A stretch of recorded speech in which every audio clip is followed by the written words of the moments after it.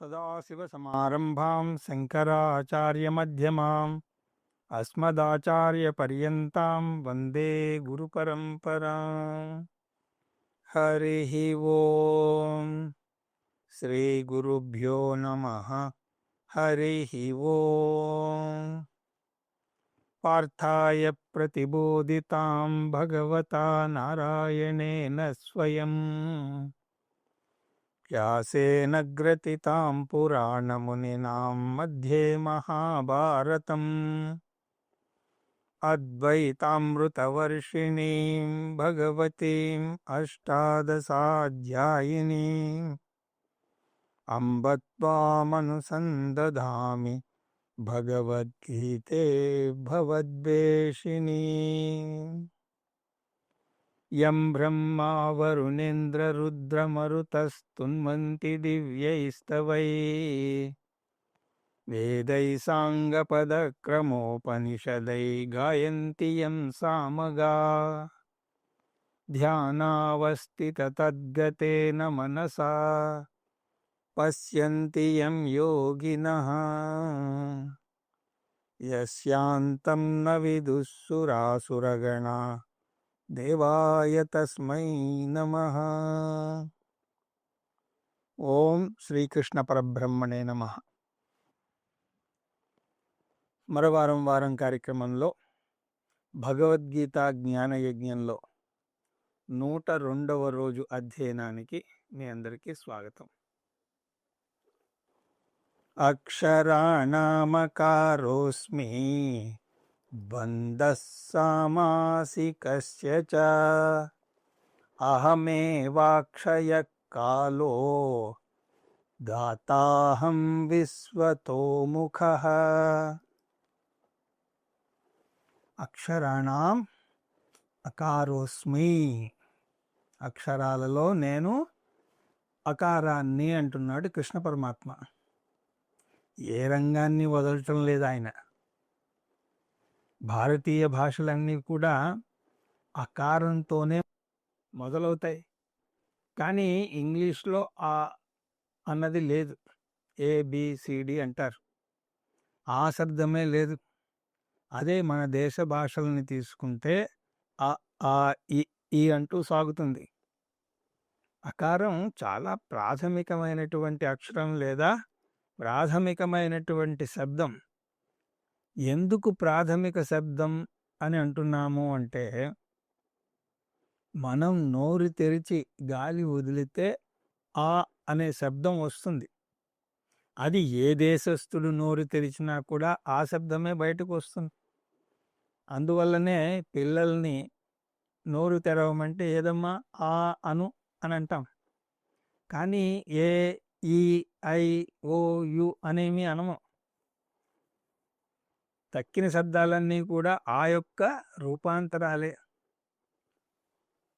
ఒకటే మట్టి ముద్ద నుంచి అనేక ఆకారాలు చేసినట్టుగా ఒకే ఆకారం నుంచి అనేక శబ్దాలు వస్తాయి. ఉదాహరణకు నోరు వెడల్పుగా తెరిచి చూపిస్తే ఈ అవుతుంది. అందుకోసమే దంతవైద్యుడు నోరు తెరవండి అనడానికి ఈ అనండి అని అంటాడు. అలాగా ఆ నుంచి వచ్చిన శబ్దాలే ఊ కా ఖా లాంటి అక్షరాలు. శిక్షావళిలో ఇవన్నీ మనం నేర్చుకుంటాం. గొంతులో 8 స్థానాలు ఉంటాయి అక్షరాలు పలకడానికి. వేణువులో కొన్ని రంధ్రాల నుంచి సరిగమ పదని వచ్చినట్టు గొంతులోని 8 స్థానాల నుంచి అనేక అక్షరాలు వస్తాయి. ఆ అన్నది కారణ అక్షరం. తక్కిన అక్షరాలన్నీ కూడా కార్య అక్షరాలు. అంటే ఇది తక్కిన అక్షరాలకు ఉపాదాన కారణం. వేదమే చెప్తోంది ఈ విషయాన్ని. అక్షరాలను మనం అక్షరాల సరస్వతీదేవిగా కొలుస్తాం. వర్ణమాలలోని అక్షరాలుగా ఉన్న సరస్వతీదేవిని నేను కొలుస్తున్నాను అని అంటాం. వాటిల్లో అకారం తక్కిన అక్షరాలకే మూల కారణం. నిఘంటువులో ఉన్న అనేక పదాలకు అదే కారణం. అందువల్ల శాస్త్రంలో అకారః వైశ్వరావాక్ అని అంటారు. మన సంప్రదాయంలో ఒక్కొక్క అక్షరానికి ఒక్కొక్క అధిష్టాన దేవత ఉన్నది. అకారానికి అధిష్టాన దేవత సాక్షాత్తు సృష్టికర్త అయినటువంటి బ్రహ్మదేవుడే.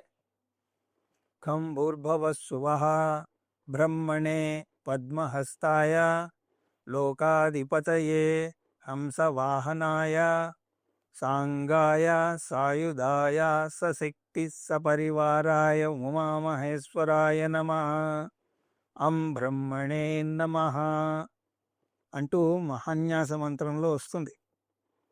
అకారం బ్రహ్మదేవుడు. ఎందుకు బ్రహ్మదేవుడు అంటే ఆయన సృష్టికర్త, వస్తువులన్నింటినీ కూడా సృష్టించాడు. అకారం అక్షరాలన్నింటికీ కూడా ఉపాదాన కారణం. అకారానికి కారణం బ్రహ్మ. అందువల్ల అక్షరాలలో పరమాత్మ అకారం. ద్వంద్వః సామూసికస్య చ. సమాసాలలో నేను ద్వంద్వ సమాసాన్ని అని అంటున్నాడు కృష్ణ పరమాత్మ. సంస్కృత వ్యాకరణంలో అనేక సమాసాలు వస్తాయి. కొన్ని పదాలను కలిపితే సంయుక్త పదాలుగా వాటిని చెయ్యటాన్ని మనం సమాసం అని అంటారు. సమ్యక్ అస్యతే ఇది సమాసః. అందంగా ఒక పద్ధతిలో పదాలని కూర్పుని సమాసం అని అంటారు. ఇంగ్లీష్లో కూడా కాంపౌండ్ వర్డ్స్ అని ఉంటాయి. కానీ సంస్కృత వ్యాకరణ సూత్రాలు చాలా ఉంటాయి. ఇలా కలపడం వల్ల విభక్తిని వాడాల్సిన అవసరం ఉండదు. తెలుగులో కొన్ని పదాలని మనం చూద్దాం. నేను పూజా సామగ్రిని కొన్నాను అంటే పూజ కోసం సామగ్రిని కొన్నాను అని అర్థం. అలాగే శివాలయానికి వెళ్ళాను అంటే శివుడు ఉన్న ఆలయానికి వెళ్ళాను అని అర్థం. గంగాజలం తెచ్చాను అంటే గంగ నుంచి జలాన్ని తెచ్చాను. అమీర్పేట్ క్లాసుకు వెళ్ళాను అంటే అమీర్పేట్లో జరుగుతున్నటువంటి క్లాసులకు వెళ్ళాను అని అర్థం. వీటిలో ఉదాహరణకు గంగాజలం తీసుకుంటే గంగ ఒక పదం, జలం ఇంకొక పదం. రెండింటినీ కలిపి సమాసం చేశాం. దీనివల్ల పెద్ద వాక్యాన్ని చిన్నదిగా చేస్తాం. ఇలాగా సంయుక్త పదాలను చేయడం వల్ల విభక్తులను వాడే శ్రమ తగ్గుతుంది. ఏ సందర్భంలో ఏ విభక్తి వాడాలో ఎలా తెలుస్తుంది అంటే అక్కడ సందర్భాన్ని బట్టి తెలుస్తుంది. గంగాజలం అంటే గంగ నుంచి అని అన్నాం. కానీ పూజా సామగ్రి అంటే పూజ నుండి సామగ్రి అని అనం. పూజ కోసం సామగ్రి అంటాం. అలాగే అమీర్పేట్ క్లాసులు అంటే అమీర్పేట్ కోసం క్లాసులు అని కాదు, అమీర్పేట్ నుంచి క్లాసులు అని కూడా కాదు, అమీర్పేట్లో జరుగుతున్నటువంటి క్లాసులు. అలాగే శివాలయానికి వెళ్ళాను అన్నప్పుడు శివుడు ఉన్న ఆలయానికి వెళ్ళాను అని అన్నాం. కానీ బిర్లా మందిర్ అంటే బిర్లా ఉన్న ఆలయానికి అని కాదు, బిర్లా కట్టించినటువంటి ఆలయం. అలాగే కారప్పొడి అంటే మిరపకాయల పొడి, కానీ పళ్ళ పొడి అంటే పళ్ళను పొడి చేసినటువంటి పొడి అని కాదు. ఇలా సమాసాల యొక్క విగ్రహవాక్యం చేయడం ఒక అద్భుతమైనటువంటి ప్రక్రియ. వీటికి అనేక సూత్రాలు ఉంటాయి. ముఖ్యంగా 5 ప్రాథమిక సూత్రాలు. 5 సమాసాలను 7గా పెంచుతారు. ఆ తర్వాత ఈ 7 35 రకాల సమాసాలు అవుతాయి.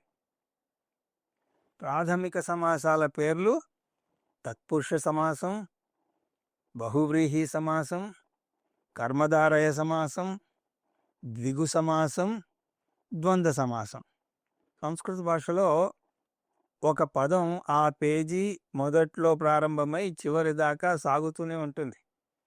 కాళిదాసు రచించినటువంటి శ్యామలా దండకంలో అలాంటి అద్భుతమైనటువంటి సమాసాలు మనకు కనిపిస్తాయి. తారకారాజి నీకాస హారావలి స్మేర చారుస్తనాభోగ భారాన మన్మధ్య వల్లీ వలిచ్ఛేద వీచీసముల్లాస సందర్శితారక సౌందర్యరత్నాకరే వల్లకీ భృత్యరే కింకర శ్రీకరే. ఇదంతా కూడా ఒక పదం. ఇలా సంస్కృత భాషలో అనేక సమాసాలు ఉన్నాయి. వాటిలో ఒకటి ద్వంద్వ సమాసం. ద్వంద్వ సమాసం అన్నప్పుడు రెండు పదాలకు సమానం స్థాయి ఉంటుంది. దాన్ని ద్వంద్వ సమాసం అని అంటారు. ఉదాహరణకు తల్లిదండ్రులు, సుఖ దుఃఖాలు, రాగద్వేషాలు మొదలైనవి. సమాసాలలో పరమాత్మ ద్వంద్వ సమాసము అని అంటున్నాడు. అహమేవా క్షయకాల, అన్నింటికీ ముగింపు చెప్పి దానికి ముగింపు లేనటువంటి కాలతత్వాన్ని నేను అంటున్నాడు కృష్ణ పరమాత్మ. అక్షయ కాల అంటే క్షయం కాని కాలతత్వం. కాలాలలో అన్నీ క్షయమైపోతాయి, కానీ కాలం ఎప్పటికీ ఉంటుంది.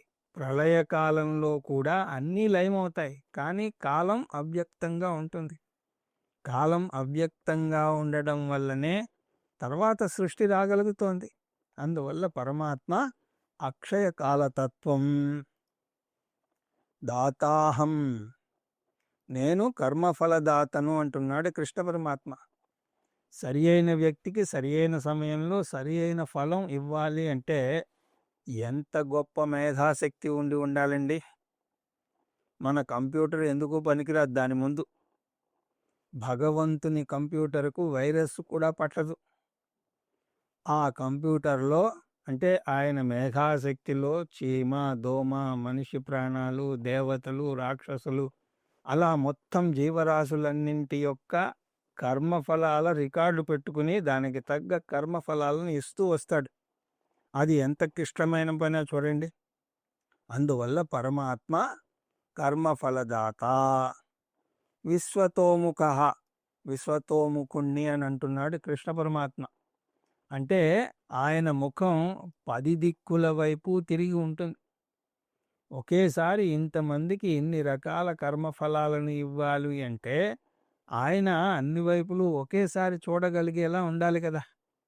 విశ్వతో చక్షురుత విశ్వతోముఖో విశ్వతో హస్తవుత విశ్వతస్పాత్ సంబాహుభ్యాం నమతి సంపత త్రైర్ద్యావా పృథివీ జననయన్ దేవః ఏకః తన్మే మనఃశివ సంకల్పమస్తు. అందువల్ల పరమాత్మ విశ్వతోముఖుడు. మృత్యు సర్వహరశ్చాహం ఉద్భవశ్చ భవిష్యతాం కీర్తిర్శ్రీర్వాకశ్చ నారీణాం శృతిర్మేధా ధృతిక్షమా. అహం సర్వహరః చ మృత్యుః, సర్వప్రాణులను హరించేటువంటి మృత్యువును నేనే అంటున్నాడు కృష్ణ పరమాత్మ. ఒక దొంగ ఒక వ్యక్తి నుంచి ఒక వస్తువుని మాత్రమే దొంగిలించగలడు, కానీ కాలం అన్నీ తీసేసుకుంటుంది. ఎందుకంటే మృత్యు బారిన పడినప్పుడు మనతో ఎవరూ రారు. ఆ విషయమై తమిళంలో ఒక అద్భుతమైనటువంటి పద్యం ఉంది. దాని సారం: ఇంటి వరకు ఆస్తి, ఇంటి వాకిలి వరకు భార్య, కాటి వరకు పిల్లలు, చివరి వరకు వచ్చేదెవరో. అలాగా ఒక వ్యక్తి మరణించినప్పుడు అతనికున్నవన్నీ కూడా ఒక్కొక్కటి వదులుకోవాల్సి వస్తుంది. వాటిని తీసుకునేదెవరు? మృత్యువు అంటే యమధర్మరాజు. అతనితో వచ్చేది అతను చేసినటువంటి పుణ్యపాపాలు మాత్రమే. లియో టాల్స్టాయ్ అనే కథ ఒకటి ఉన్నది.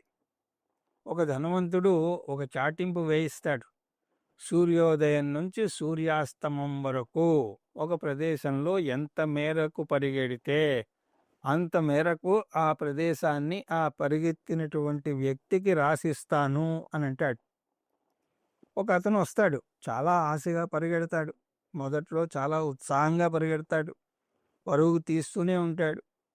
సూర్యాస్తమం దగ్గరకు వస్తున్న కొద్దీ అతని శక్తి సన్నగిలుతూ వస్తుంది. ఇక పరుగు ఆపమని ఎవరో సలహా ఇచ్చినా కూడా ఇంకొంచెం వస్తుంది, ఇంకొంచెం వస్తుంది అంటూ ఆఖరి క్షణం వరకు పరిగెడుతూనే ఉన్నాడు. కానీ ఆ ఆఖరి క్షణం అతని ఆఖరి ఊపిరి తీసుకుంటుందని ఊహించలేకపోయాడు. అక్కడే కుప్పకూలిపోయాడు. అప్పటికప్పుడే మరణించాడు.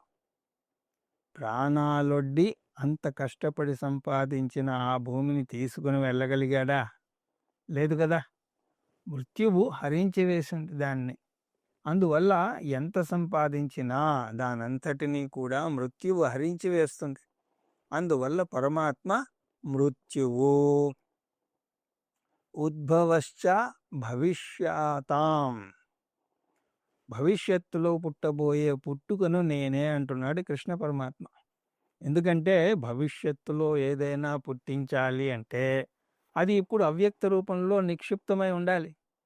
అవ్యక్తంగా లేని దాన్ని వ్యక్తంలోకి తీసుకురాలేం. అటువంటి అవ్యక్తాన్ని కూడా నేనే అంటున్నాడు కృష్ణ పరమాత్మ. భవిష్యత్తులో రాబోయే వాటికి ఇప్పుడు నేను బీజాన్ని. అందువల్ల పరమాత్మ ఉత్పత్తి హేతువు. కీర్తి శ్రీర్వాహ్చ నారీణాం స్త్రీదేవతలు. నారీణాం స్త్రీదేవతలలో కీర్తిని, లక్ష్మిని, వాక్కును నేను అంటున్నాడు కృష్ణ పరమాత్మ. మనకు ముగ్గురమ్మలు అధిష్టాన దేవతలుగా ఉన్నారు. లక్ష్మీదేవి సంపదకు అధిష్టాన దేవత, సరస్వతీదేవి చదువుల తల్లి, పార్వతీదేవి శక్తి స్వరూపిణి. వీరు ముగ్గురు కూడా ముగ్గురు అధిష్టాన దేవతలు. వీరే కాకుండా సృష్టిలో అనేక మంది అధిష్టాన దేవతలు ఉన్నారు. ఎందుకంటే సృష్టిలో ఏది వచ్చినా కూడా దానికి కొన్ని సూత్రాలు ఉంటాయి, కొన్ని ప్రకృతి నియమాలు ఉంటాయి. ఉదాహరణకు భూమినే తీసుకోండి. అది తన చుట్టూ తాను తిరుగుతూ సూర్యుని చుట్టూ తిరుగుతూ ఉంటుంది. అంటే ఈ పని ప్రకృతి నియమం వల్ల జరుగుతోంది. అలాగే ప్రకృతిలో ఎన్నో జరుగుతున్నాయి. ఉరుములు, మెరుపులు, భూమి ఆకర్షణ శక్తి, ఏది తీసుకున్నా సరే దాని వెనక ఒక ప్రకృతి నియమం ఉన్నది.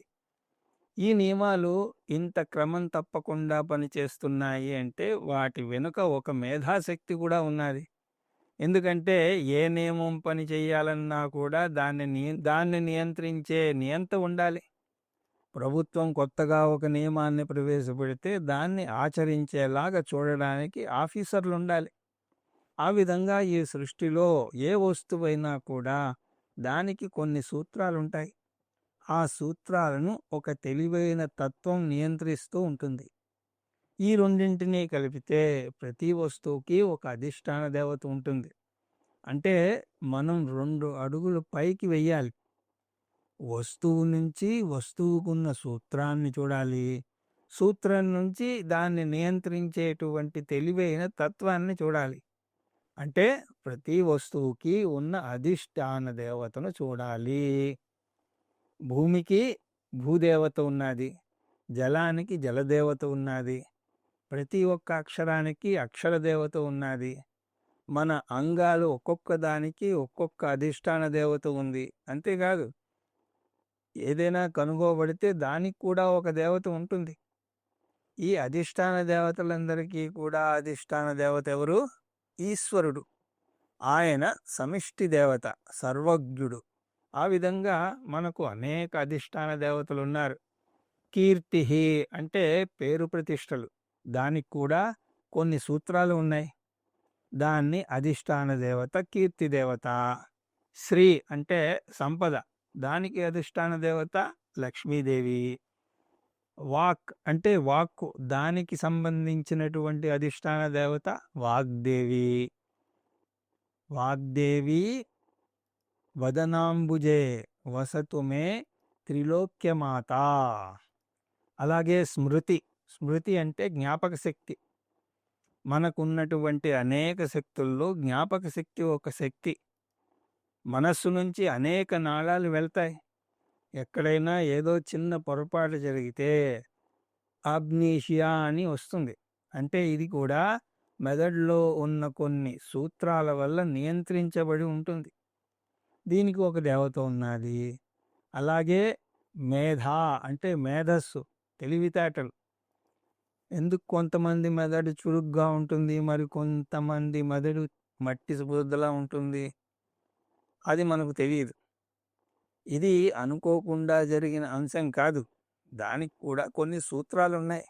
వాటికి అధిష్టాన దేవతను మేధాదేవత అని అంటారు. మేధాదేవికి చేసే ప్రార్థన మన వేదాల్లో మేధా సూక్తం పేరిట ఉన్నది. ధృతి అంటే గట్టి పట్టుదల, విల్ పవర్. అటువంటి గట్టి పట్టుదల ఉంటేనే మనిషి ఎన్ని ఓటములు ఎదురైనా సరే వెనుకంజ వేయడు. కింద పడ్డా కూడా పైకి లేస్తాడు. ఒకవేళ మట్టి ముద్దను కింద వేస్తే అది కిందనే పడి ఉంటుంది, ఎప్పటికీ కూడా పైకి లేవదు. అదే రబ్బరు బంతిని కింద వేస్తే అది మళ్ళీ పైకి లేస్తుంది. ఎలా పైకి లేస్తుంది అంటే చెంగుమని పైకి లేస్తుంది. దాన్ని ఎంత శక్తితో కిందకు వేస్తే అంత శక్తితో అది పైకి లేస్తుంది. అదేవిధంగా మనుషుల్లో కూడా 2 రకాల మనుషులు ఉంటారు. ఒక రకం వారు ఓడిపోతే ఇక మట్టి ముద్దలా కింద ఉండిపోతారు, మళ్ళీ అసలు ప్రయత్నం చెయ్యరు. కానీ ఇంకో రకం వాళ్ళు ఉంటారు, రబ్బరు బంతి లాంటి వారు.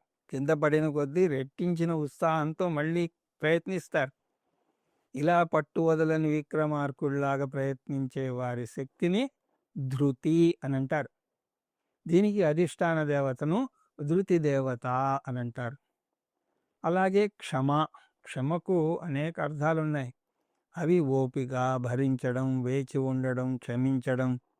ఈ మధ్య రోడ్డు మీద రెడ్ సిగ్నల్ పడ్డప్పుడు రిలాక్స్ అని కొత్తగా వేస్తున్నారు. అంటే ఓపికగా వేచి చూడాలి, అదే లోపిస్తోంది నేడు.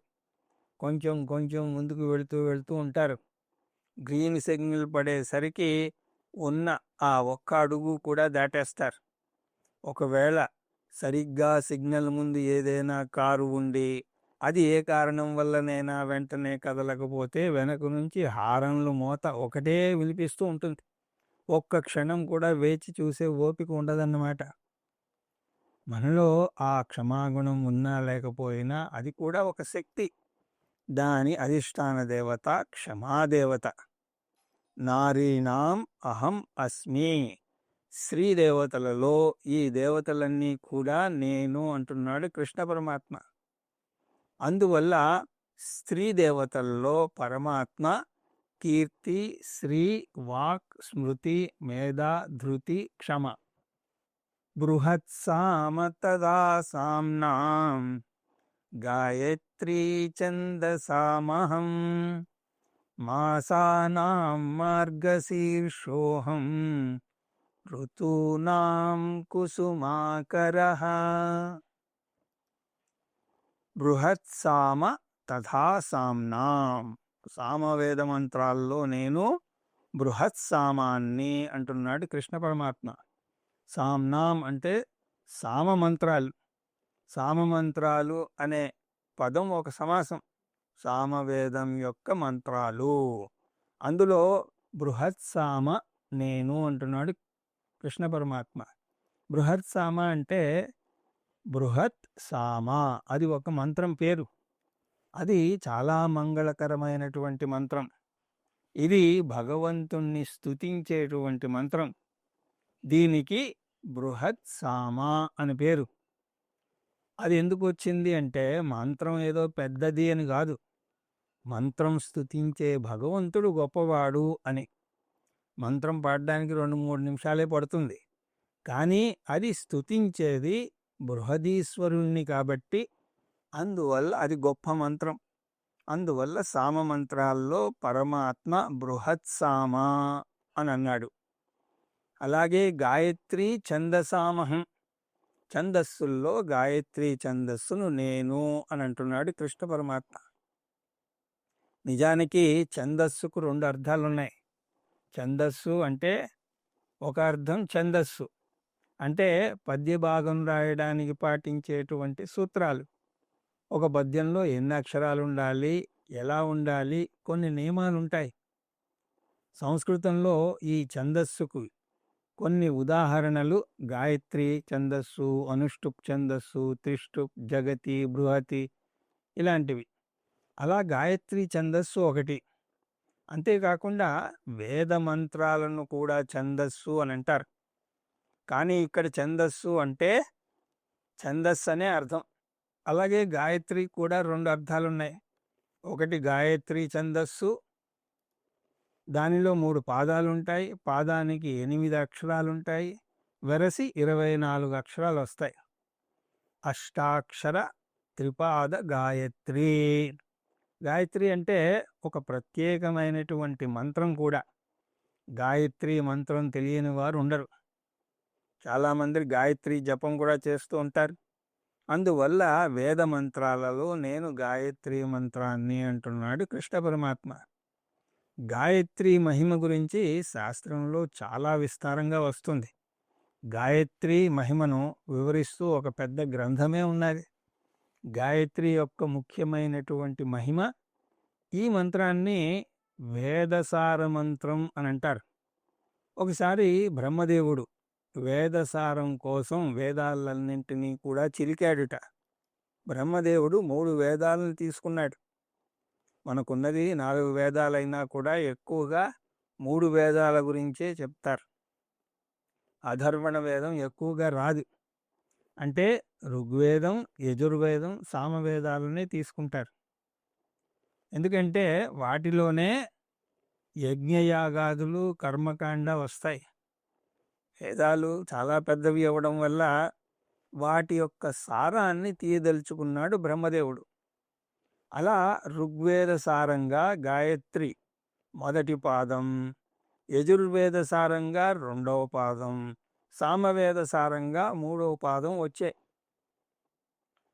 ఋగ్వేద సారంగా తత్సవితుర్వరేణ్యం, యజుర్వేద సారంగా భర్గోదేవస్య ధీమహి, సామవేద సారంగా ధియో యో న ప్రచోదయాత్. అలాగా ఒక్కొక్క పాదంగా వచ్చింది. ఈ గాయత్రి మంత్రాన్ని సావిత్రి మంత్రం అని కూడా అంటారు. ఎందుకంటే ఈ మంత్రం వర్ణించేది సూర్య భగవానుణ్ణి.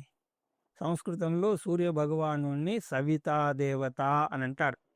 సంధ్యావందనంలో కూడా ఈ సవిత అన్న పేరు వస్తుంది. ఈ సావిత్రి మంత్రం గాయత్రి ఛందస్సులో ఉండడం వల్ల దీనికి గాయత్రి మంత్రం అని కూడా పేరు వచ్చింది. అంటే ఛందస్సు పరంగా గాయత్రి మంత్రం, దేవతాపరంగా సావిత్రి మంత్రం.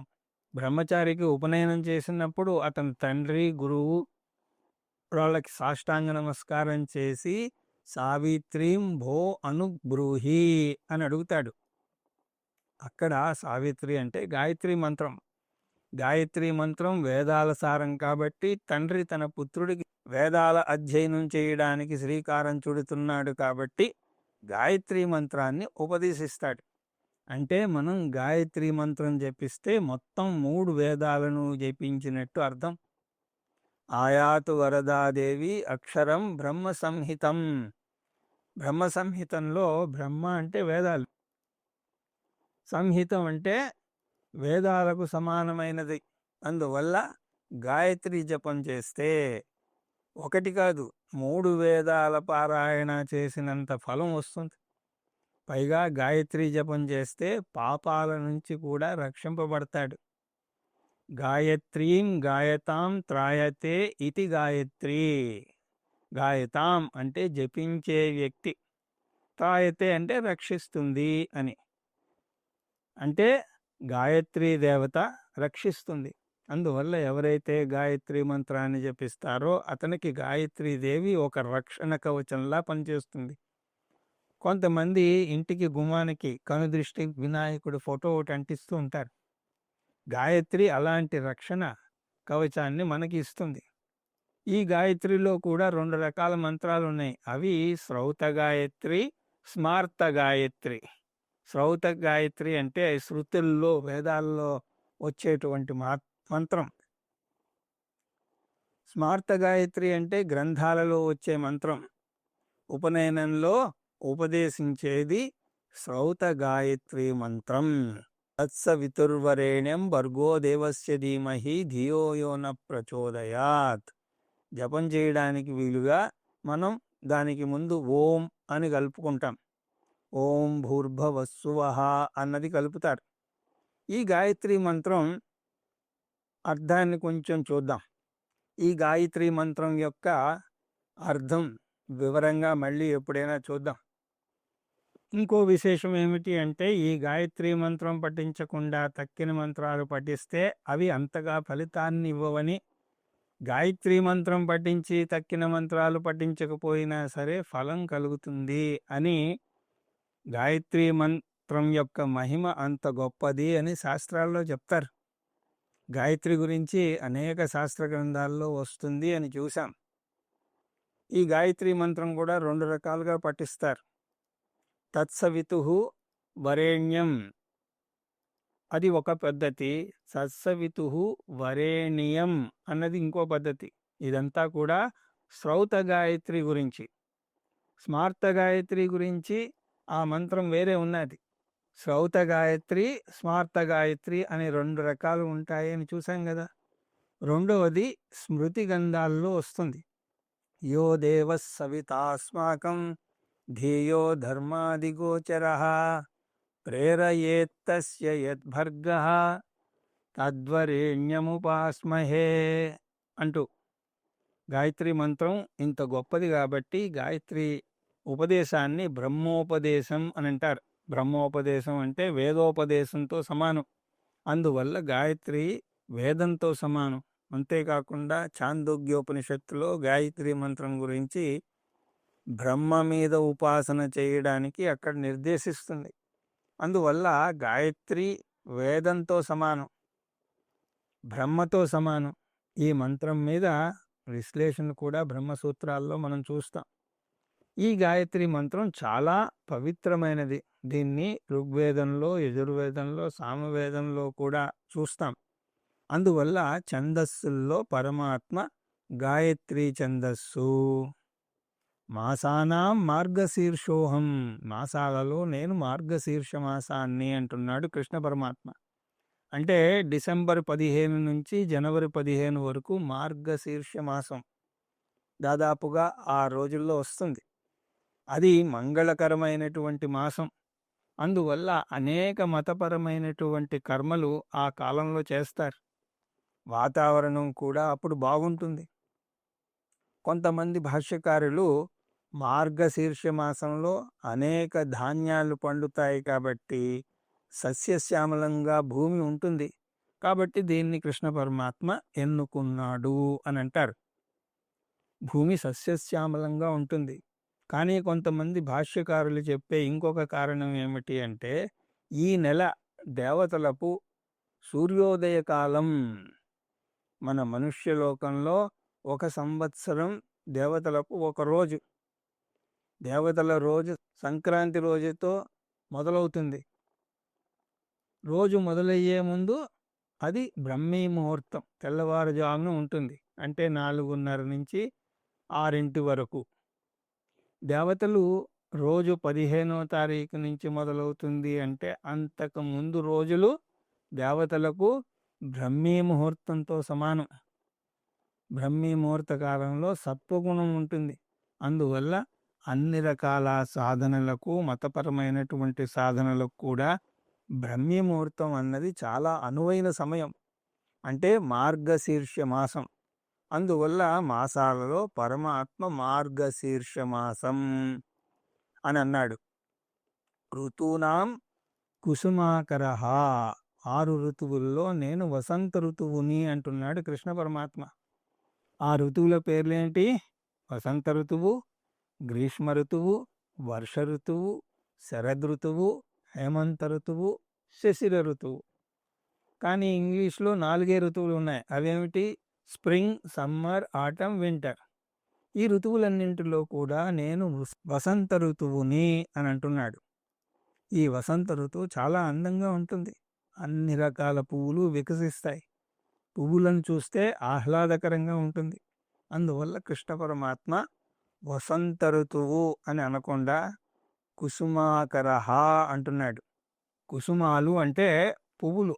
అందువల్ల ఋతువుల్లో పరమాత్మ వసంత ఋతువు.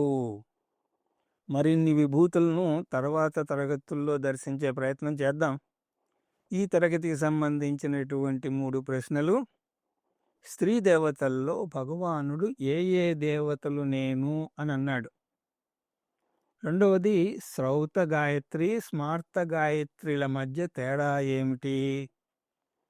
అలాగే మాసాలలో పరమాత్మ ఏ మాసము?